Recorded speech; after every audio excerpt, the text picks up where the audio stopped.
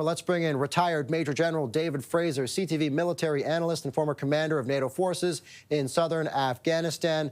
Always a pleasure speaking to you. Yesterday, Trump appeared to make concessions to Putin on Ukraine. What do you make of Trump's dramatic shift in U.S. policy? Well, it certainly is about Trump, and Trump likes to talk to leaders, and he likes to talk on, quite frankly, shooting from the hip. So what we saw yesterday was Trump talking to Putin first, I gotta say, and ceding territory and ceding to Russia. That in fact it was more, Ukraine started this war, and it's Ukraine's fault. And that Russia has fought for the territory in the east, and they should have the territory. This is now being confirmed by the Secretary of Defense, and this morning by the Vice President talking at Munich, which kind of it's United States informing Ukraine and the world what they're going to do, and not negotiating from a NATO point of view of what Russia has done. It is really a reverse.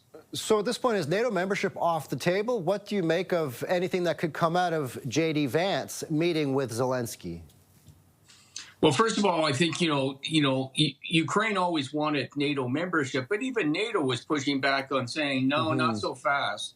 It's not going to happen like that, because NATO understands that, if Ukraine became part of NATO, then that puts NATO right beside Russia, and that's a problem. Now, so I don't think, it's Trump just saying, that he's made the decision. I think NATO has actually had this position for some time. Now, the membership of the EU is something else. That's an economic alignment and more than anything else, and I think that's realistic. So again, United States is doing a lot of stuff unilaterally with Russia, not involving the other nations. And Ukraine, quite frankly, is feeling out of sorts here because they've been left out of the discussion. And also, we're hearing that Ukraine is saying a Russian drone has hit the protective layer of the Chernobyl power plant. Do you see this as an escalation? I don't trust Putin 1 inch. And, notwithstanding what the president of the United States, he says he trusts Putin, none of us should trust Putin.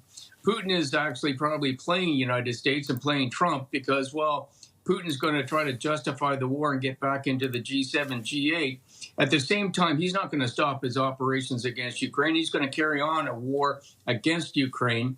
And, what we're seeing is, the attack on Chernobyl is an example of that. So this war is not over. And unfortunately, none of us should trust Putin because he has a different agenda, and he's going to play everyone to get it. Retired Major General David Fraser, CTV military analyst and former commander of NATO forces in southern Afghanistan. Thanks so much for your time today. Appreciate it. Good to be with you, Scott.